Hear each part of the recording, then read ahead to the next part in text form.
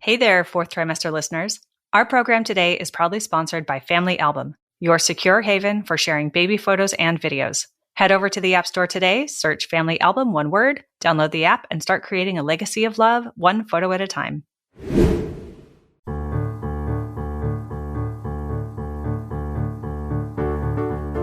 Hi, I'm Sarah Trott, and welcome to the Fourth Trimester Podcast. I'm a new mama, and this podcast is all about postpartum care for the first few months following birth, the time period also known as the fourth trimester.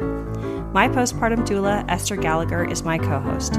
She's a mother, grandmother, perinatal educator, birth and postpartum care provider. Fourth trimester care, our topic, is about the practical, emotional, and social support parents and baby require. And importantly, it helps set the tone for the continuing journey of parenting.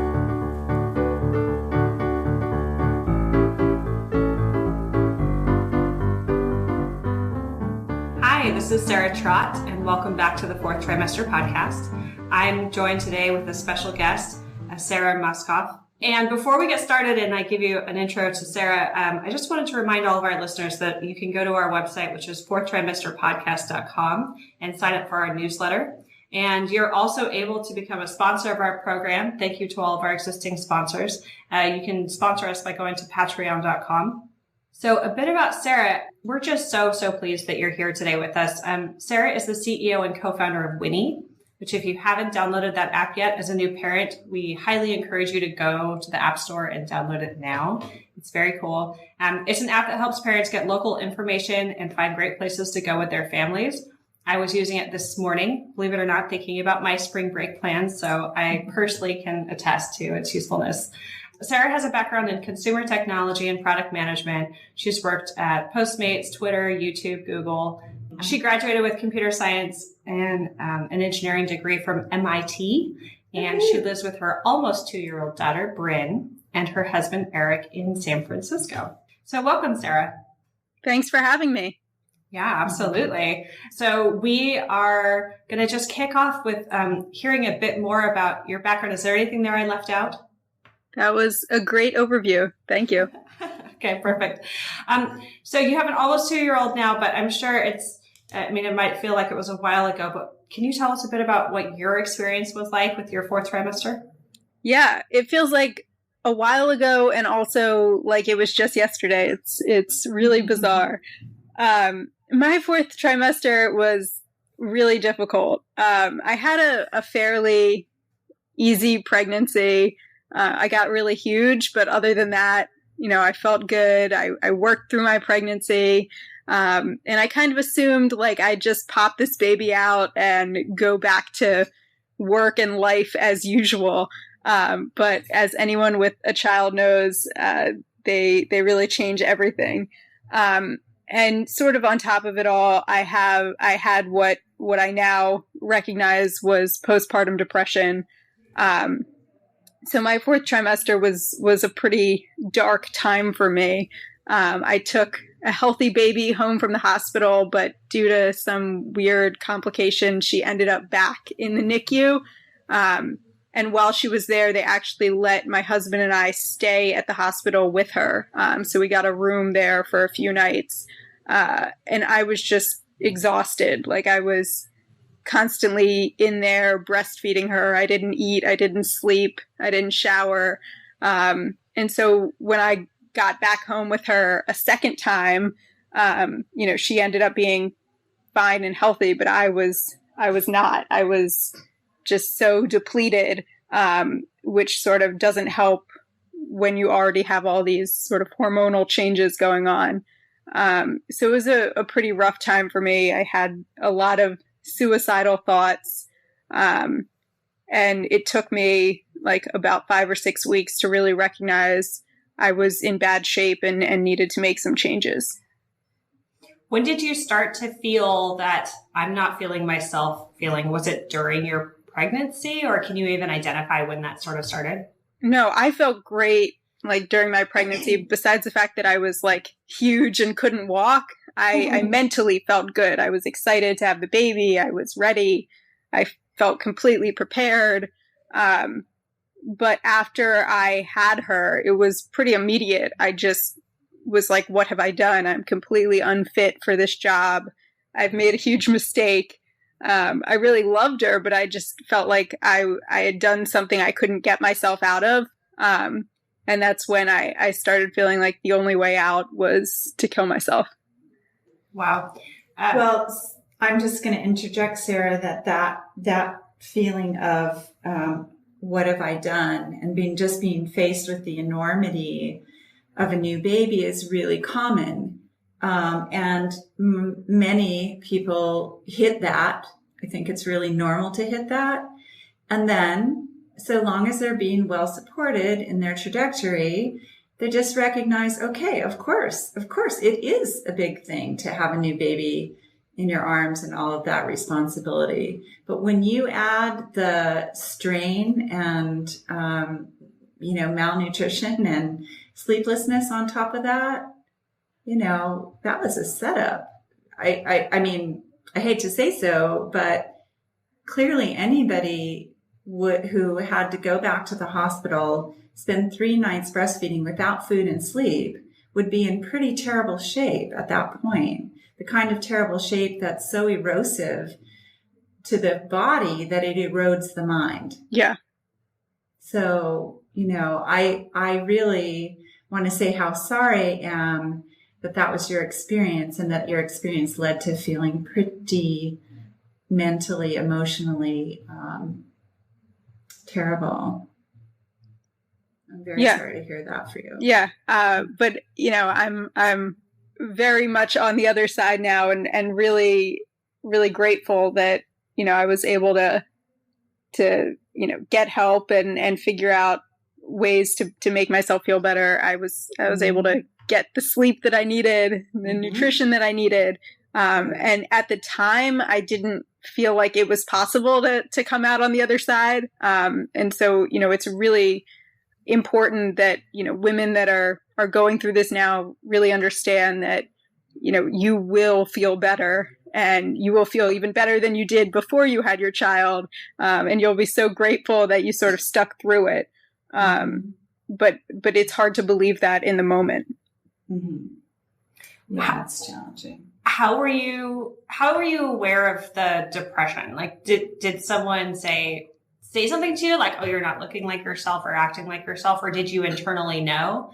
Like, how long did it take you to have that realization?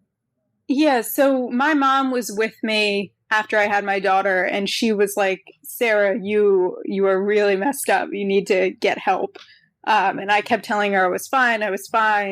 But I knew in the back of my mind, I was not okay. Ultimately, I went for my postpartum checkup. I think it was like 5 or 6 weeks after I had my daughter. And they give you a test, like just a written exam where they ask you a bunch of questions. And I like completely failed that test. I was on like my OBGYN was like, you are severely depressed. This isn't like a borderline case. It's a social emotional assessment. Yeah. Yeah. Calling it a test sounds a little daunting, doesn't it? I think everything is a test. And yes. I was like, wait, I didn't get straight A's on this. I didn't pass this. So that was sort of a wake up call for me. And I made some changes. I stopped breastfeeding, which for me was just incredibly difficult and was really, just a huge cause of me staying in the house all day. And I think one of the big things that I did that really helped me was just getting out of the house. So both with my daughter and without my daughter, even just walks to like the local park. She was too little for the playground or anything like that, but I would just show her the trees. And it was just really helpful to have somewhere to go, something to do. It's part of the reason I started Winnie, was because it was so hard for me to get out of the house and feel comfortable going out of the house with my daughter. I wanted to make that easier for other parents. Mm-hmm. I always, I always hope that these sorts of networkings that parents do take them to the baby and mom friendly eateries in San Francisco. Yeah. Because of course you need fresh air, sunshine, and food. Yes. So, yeah. What did your support circle look like for you when you first had your baby? It was mostly my husband, my mom. A lot of my friends at the time didn't have children. They still don't have kids, or some of them are actually starting to now. So I was sort of one of the first in my group of friends. Now I have more mom friends, but I've made them since becoming a mom. I didn't have them in the beginning. And it's funny, one of the women I just sort of latched onto is this woman, Ann Halsell, who's now my co-founder at Winnie, because she had 2 kids and I worked with her at Postmates. And I sort of was asking her all these questions and all these things I needed to know that she was able to tell me. And part of our discussions were around it's so hard to get information about places from the lens of being a parent. Where is there a changing table, or where can I fit a stroller? But really so many questions. You really want to talk to other local parents who have been through it. How do you find a nanny? That we realized there was just a huge opportunity for technology to help solve these problems and bring people together who are parents and live near each other. Mm-hmm. So you had friends and family, and then you created an app as part of your social support group. Pretty much. That's amazing. Did you have, for your birth, and you don't have to answer this if it's too personal, but for your birth, did you have a home birth, a hospital birth? Who attended your birth? Who was part of that support? What did that look like? Yeah, my birth was actually one of my favorite things. I'm looking forward. I don't know if I'll have another child, but if I do, that's the part I'm looking forward to most, just that hospital stay before the baby's born. So I was huge during my pregnancy, and they thought the baby was really huge too. I gained over 70 pounds, and I'm a really small person. I'm 5'2". So they were pretty concerned when my daughter was late, and wanted to induce me. And I was all for it because I had gotten so big I could barely walk. So I got induced, which made the whole experience just really chill because I, got to pack all my bags and go to the hospital at my leisure. I took photos before.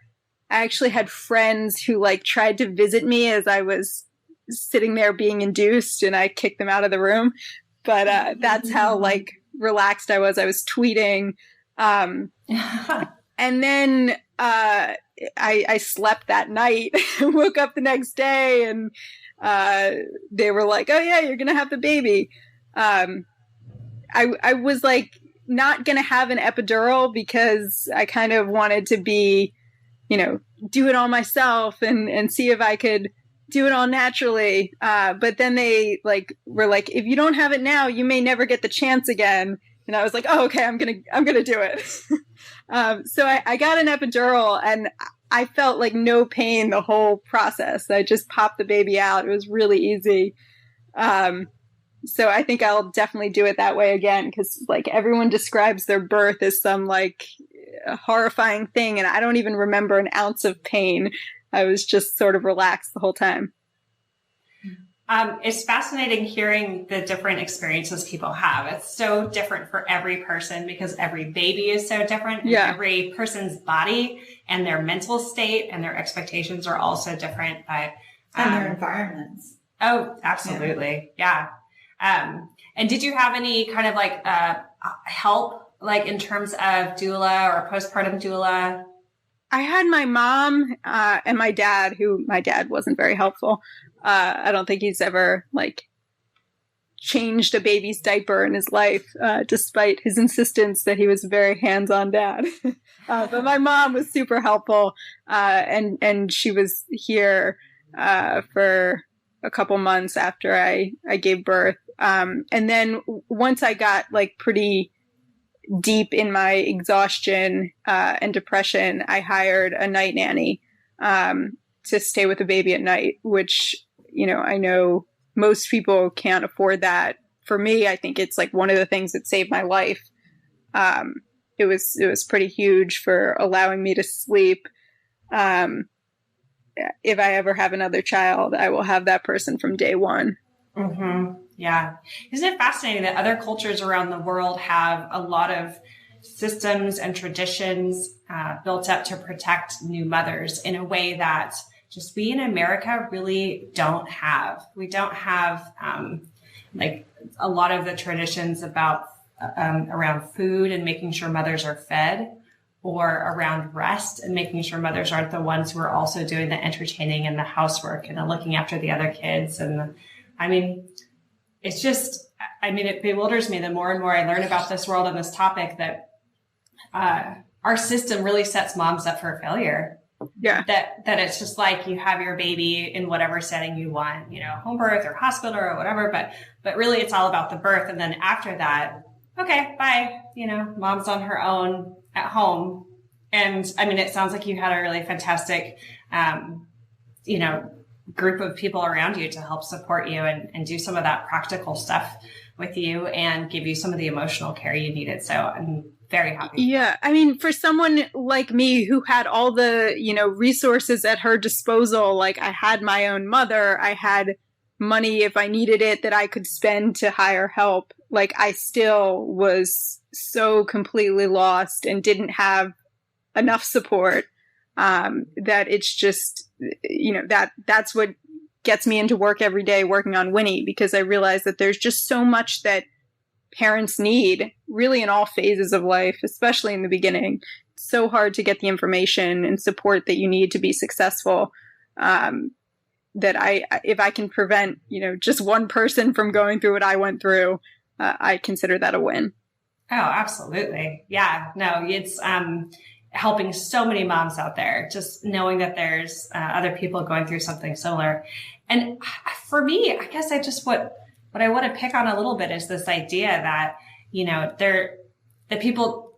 it's almost like people don't know that they will need the support. They don't know how tough it's going to be emotionally, or how just like absolutely life altering it will be to suddenly have this little person, this new human being in your life, and what it takes logistically and emotionally and socially, and all of these things. It's like, you know, if you're lucky, your husband gets some time off work, right? But it almost seems like people and there's somebody who don't have any idea. Right. Right. Like, how are they going to support you if they have no idea what that looks like? Yeah. Yeah. And I don't understand why there isn't, I don't know, more education around what it might be like. I find that kind of fascinating. So all the classes I went to, I mean, I personally, so my baby's 1.5 years, nearly. And I remember the classes I took were all about, at the hospital, for example, were all about like how to breastfeed, how to birth, how to take care of a baby.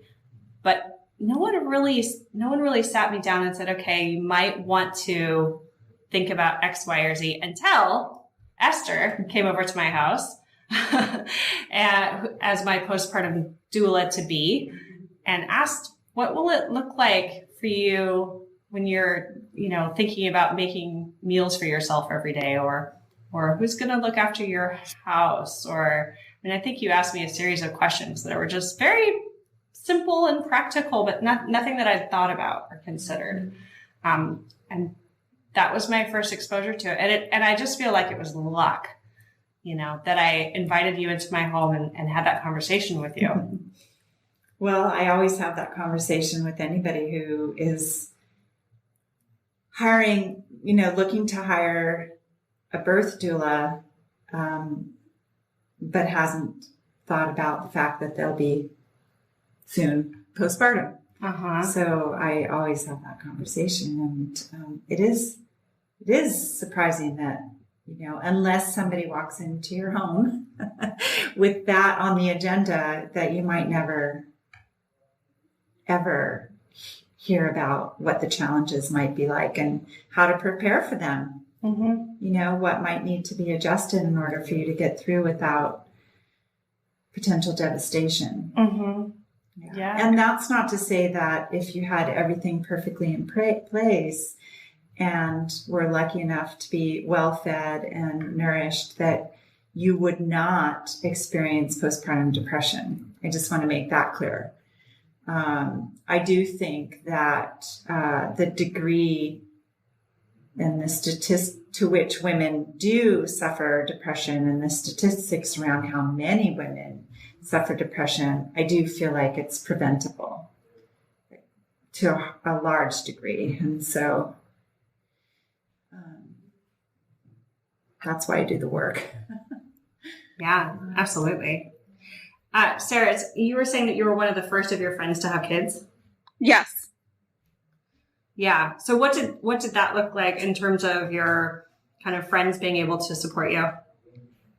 Yeah, I mean, it's they weren't like.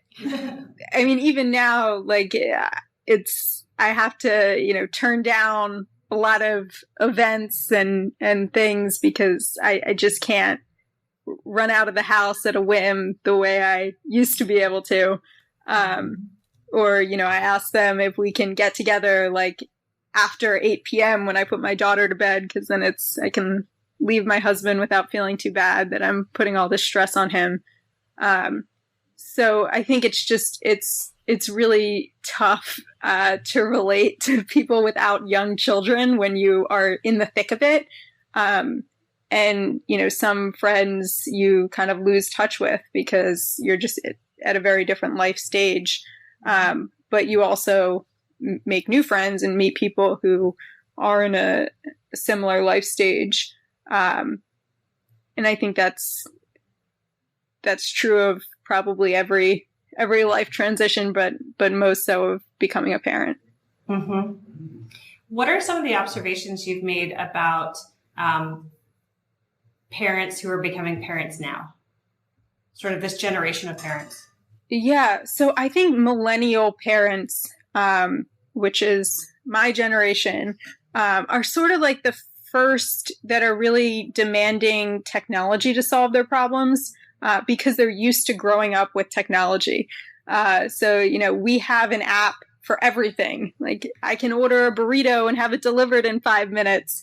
And that's what was really sort of surprising and frustrating to me about the process of becoming a parent was there were so many problems I had as a parent that were not solved by technology. And it was kind of crazy to think that like this, Silicon Valley has taken every opportunity and even things that aren't opportunities and tried to seize them. But then when it came to this whole world of parenting, nothing was being worked on. And I think that's because of the profile of people who start technology companies. But I'm hopeful now that that's starting to change and people are seeing that there's a huge market in parents and especially millennial parents. And I think now will be the time when there will be a big technology brand that takes on parenting. I'm hoping Winnie is part of that movement. But it's definitely, something that I've noticed that, despite there being technology for everything else, there just doesn't seem to be technology solutions when it comes to parenting. Mm-hmm. Well, I'm curious because I'm old, but also I would say I'm old and I've been doing this work for a very, very, very long time. And to me, a podcast is techie, just sitting here at a microphone and using voice to relate to each other and talk about a subject we care about. And I'm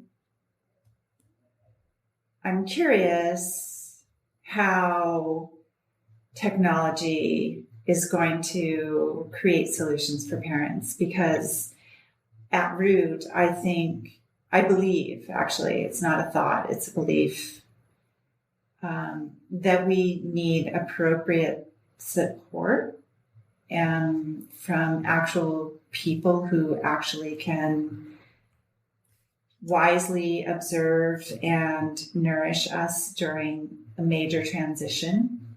And so I'm very curious what your ideas are about what the things are that technology needs to be solving for and how it could possibly do that. Yeah. So I think, some things are not going to be solved by technology. Like I need a physical human to care for my daughter. And that's like a human problem. Like I'm not going to have an app that watches my daughter while I'm at work. But when it comes to information and data, I think that's something that's really perfect for technology. So, there's so much information that parents need that's offline. Like the story times at my local library are literally written on a piece of paper and posted on their bulletin board. And when they have special events, that's where they're posted too. And fortunately, my nanny goes there every day. So she writes down for me, when they're having like baby yoga at the library, so that, she can take my daughter or I can take my daughter. But like, that's not a scalable solution. You have to either have a nanny that does that for you, or you have to do it yourself. And most parents don't have the resources to do that. So they don't know about the free baby yoga class at the library, or they don't know, about all these great free resources available to them. They don't know about all the cool playgrounds they can go to, what preschool to send their child, all the home-based daycares, and which ones are licensed and unlicensed. Some of this has like really severe consequences because you send your child to a daycare that's not licensed that you found on Craigslist, and they end up doing horrible things or not treating your child right. And this information actually exists. It's just not in a place that's searchable, accessible, personalized, and easy to find. So that's one of the big things we're trying to do with Winnie is take all of this desperate information that may be somewhere. It may be on the bulletin board on a piece of paper or in a licensing database about a daycare that it got 50 complaints. And we want to make that information really accessible to parents so they can quickly search for that daycare and find out if it's licensed, what other parents think about it, what are the great playgrounds to go to, all that kind of stuff about local places. That if they just had that information at their fingertips, they'd have more time to spend with their children, more time to spend at their job. And they wouldn't have to just spend all this time. Like just to find my daughter a nanny was literally a year-long search effort for me. That like, it doesn't have to be that hard. Hey, fellow parents, can we take a moment to reflect on the joyous chaos that is parenthood? Those days when our hearts swell with love at the sight of our little ones and we're bursting at the seams to share every adorable moment with the world.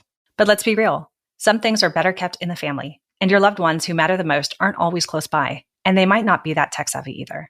So how can you easily share your baby's beautiful growth with loved ones while keeping your precious memories secure? I remember the frustration of trying to use some of the big tech photo solutions, only to find they fell short of what I needed. That's when I stumbled upon something truly remarkable, the Family Album app. The Family Album app was created to give parents a secure and easy way to share photos and videos with loved ones. It's an orderly and totally secure haven for your family's personal memories. I love that there's no third-party ads, no unwanted eyes, unlimited storage, and that it's totally free. So to all the parents who are out there still trying to use other messaging apps for your kids' photos, it's time to level up your family photo game with a free photo sharing app.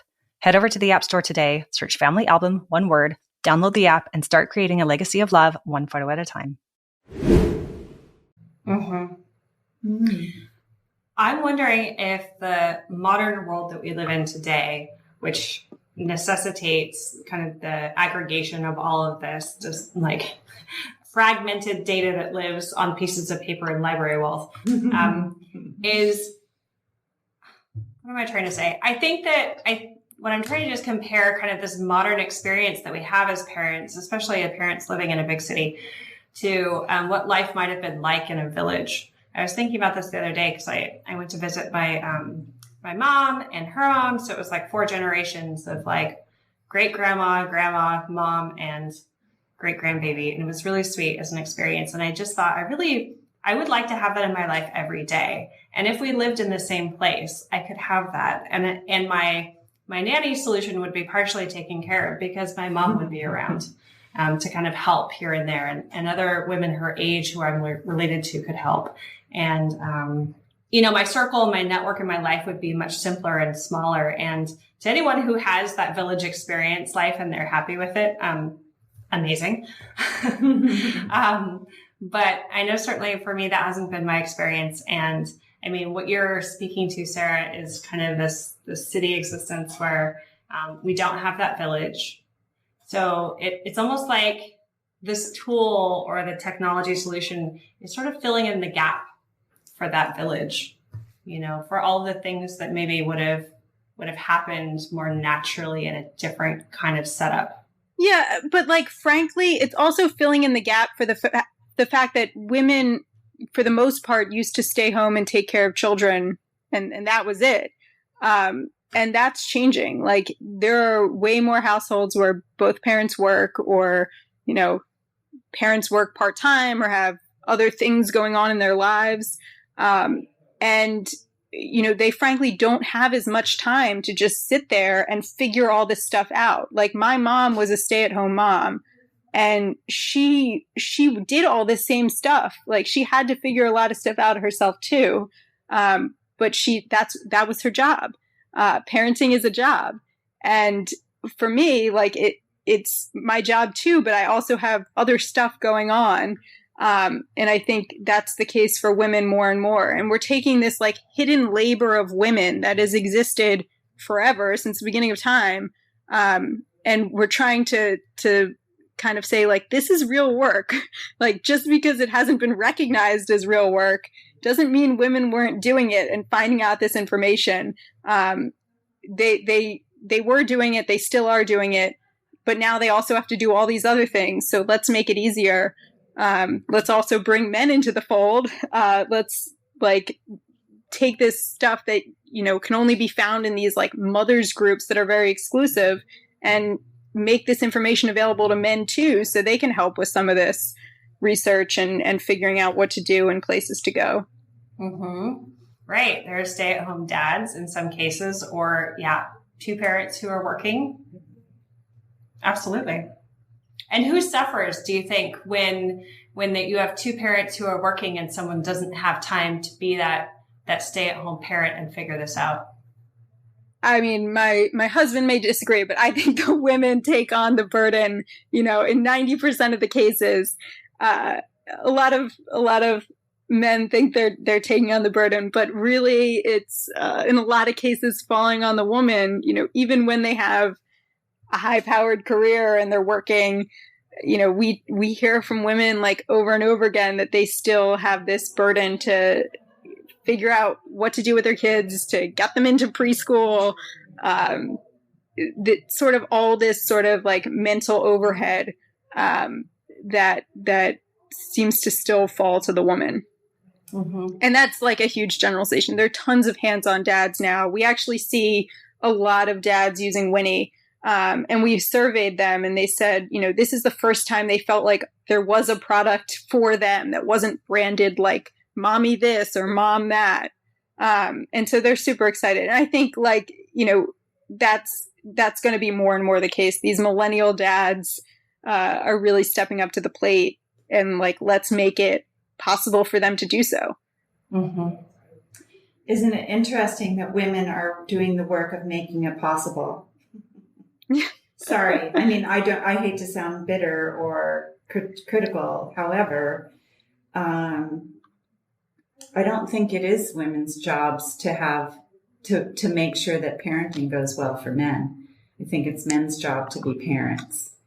So I will just say that out loud as a single mother.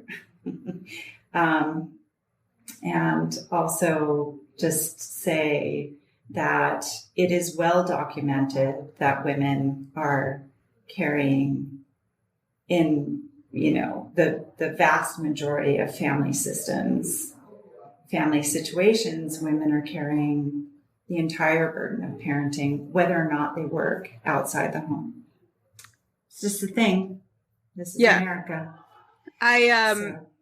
My husband had cancer. Actually, it was around last year this time that he was diagnosed. And so, he was extremely sick and in treatment for 6 months.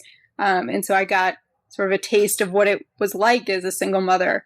And it's really, really hard. And there are so many single parents out there. And so like any sort of savings you can get them, they will take in terms of saving, parents are time poor. So the information, the more information you can bring to them at their fingertips, and save them time, the better. Sorry to hear about your husband, and I hope recovery is going. Yeah, he's doing well now. He's in remission and healthy. But it was pretty rough, to have a young child and a really sick spouse, because I had to be the parent of both of them. So yeah, it was, I was in survival mode, not to mention I was also running Winnie. Absolutely. That sounds so tough. And did you ever have any moments where you felt like maybe some of that anxiety or depression feelings were coming back? No, it actually was, I felt mentally like real, like I was in like a sort of a fight or flight response. And so it was sort of the opposite of how I felt when I was in my like depression phase. I felt completely like I needed to fix this. I was in charge of everything. Like I had to be extremely strong. It was amazing for losing those 70 pounds I gained, that I didn't lose after my pregnancy. I immediately lost them, when my husband was diagnosed with cancer, because I stopped eating. I was just like so busy in survival mode. And actually it wasn't until recently that I've sort of been able to catch my breath. But no, it was sort of like the opposite of depression. It was like this hyper state of, needing to be this super parent and super wife.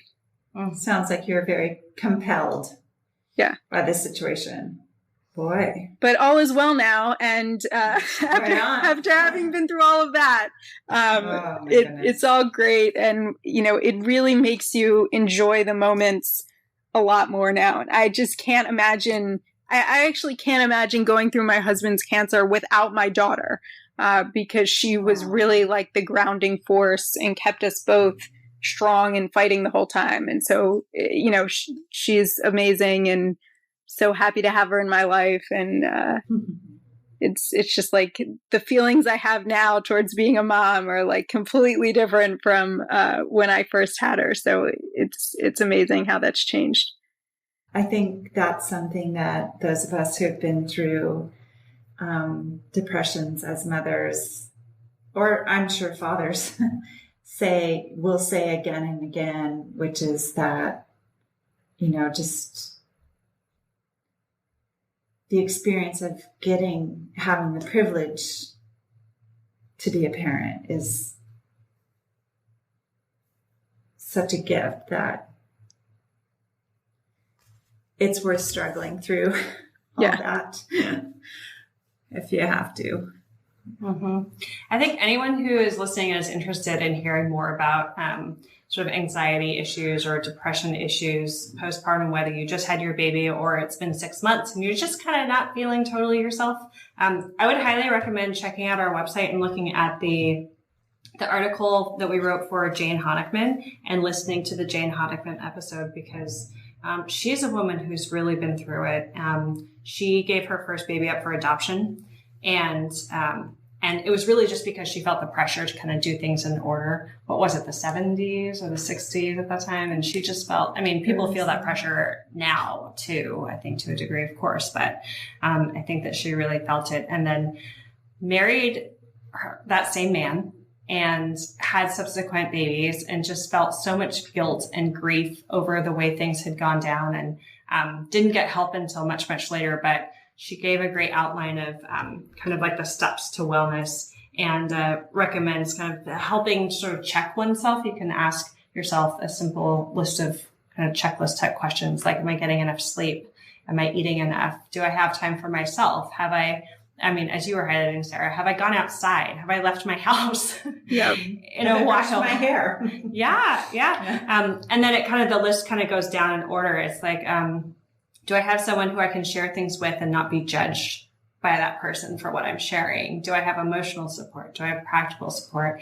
And just things like that. I mean, really the whole list, you could summarize it as being different degrees or different types of self-care, things that maybe someone is overlooking if they're not quite feeling very good, right? Yeah. And the website that she started is postpartum international, postpartum.net, I think, right? Yeah. And it's a worldwide resource online for new parents. Yeah. So yeah, Sarah, I don't know what that technology solution looks like, the bigger thing that you were alluding to earlier, but there's a lot of information online as well, but it's not easy to find unless you look for it. Yep. Which I think I would add. Yeah. So I would add that to the technology solution for parents puzzle, because it almost needs to be like part of the program, right? Like when you go to the hospital and you're like signing up for your classes because you're a new mom and you're so excited. And you're like, I'm going to sign up for every class, which is what I did.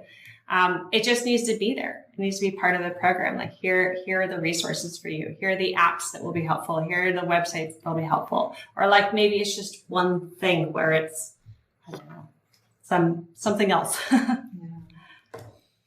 So tell us,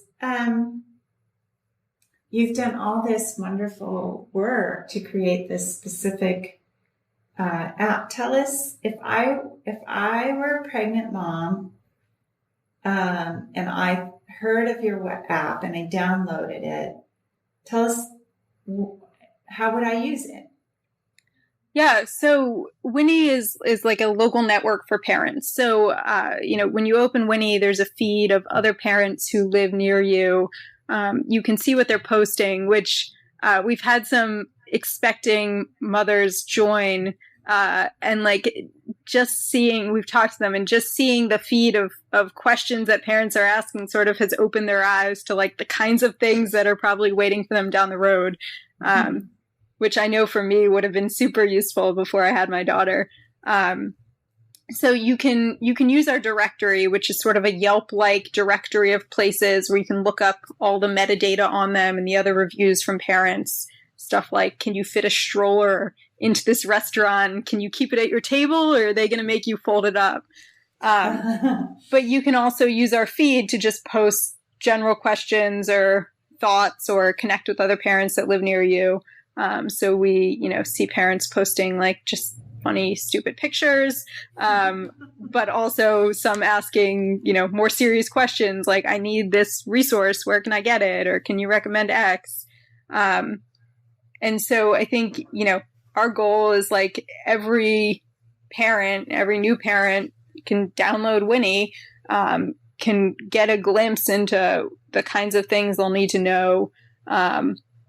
They can also ask questions, and for folks like me who didn't have a lot of people to go to in the beginning, it would have been really helpful. And they can also sort of just search for information that when they need specific stuff about places or local resources. We want to be the place where they find that. Excellent.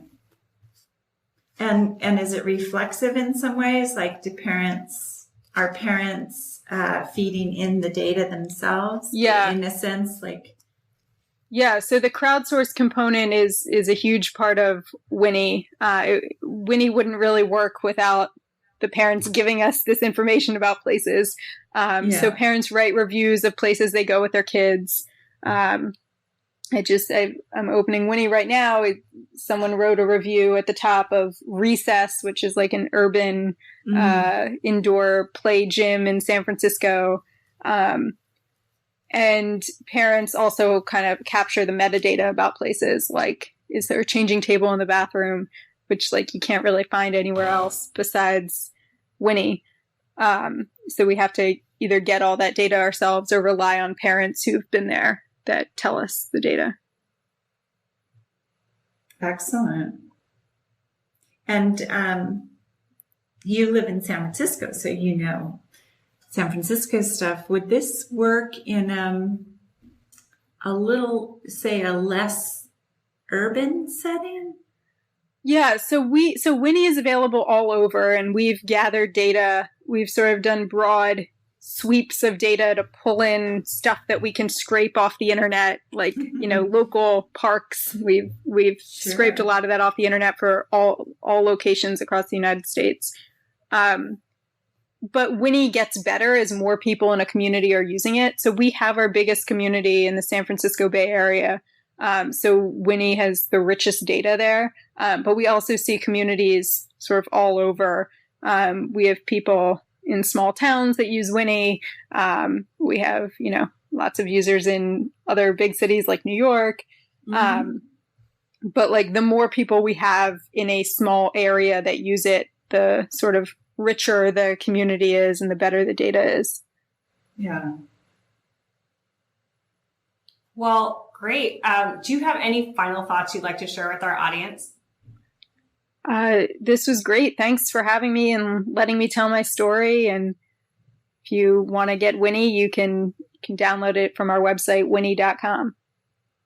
Perfect. I totally agree. I think everyone could give a shot at trying the app. And, I've also found that I wish I could just plug this a little bit more. When I was pregnant, I wish I'd kind of done the research and kind of joined the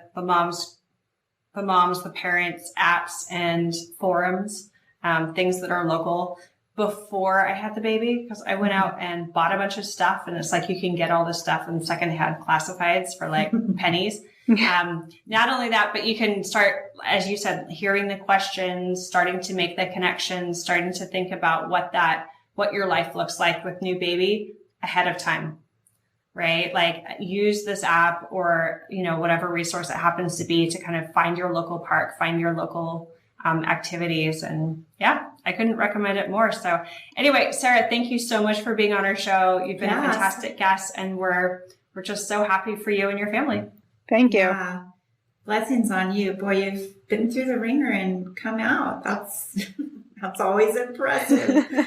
And look at this amazing thing that you've brought to the world as a result.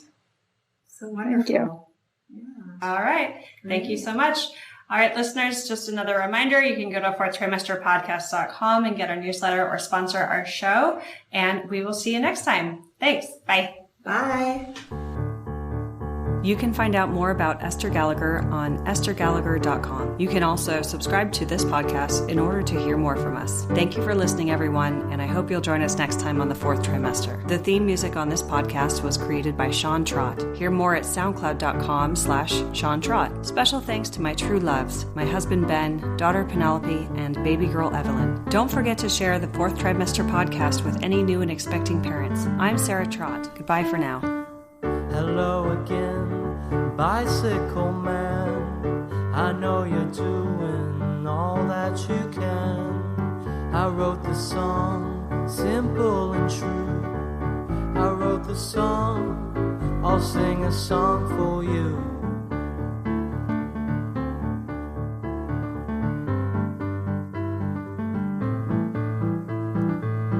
You got your wheels, you got your gears. You ride around town without any fear. You got your pedals, you got your brakes. You always wear your helmet for safety's sake.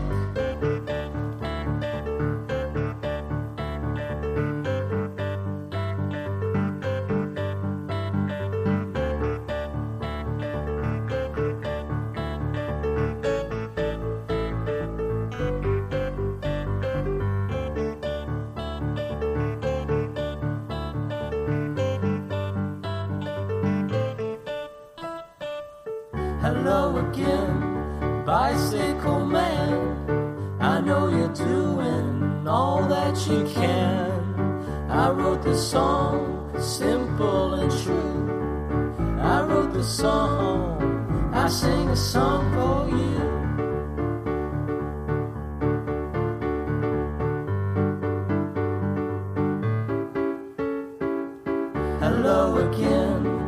bicycle man.